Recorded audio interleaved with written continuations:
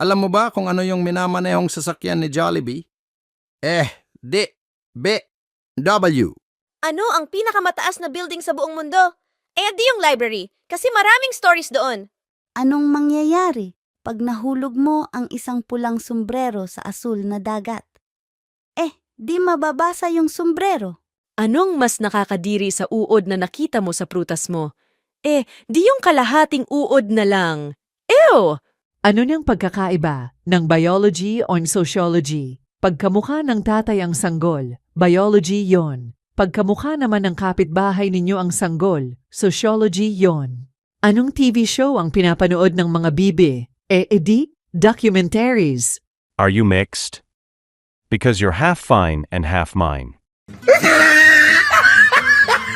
Bakit madaling timbangin ang mga isda? May sarili silang scales eh. Can you help me? Because I think my phone is missing something. Your number.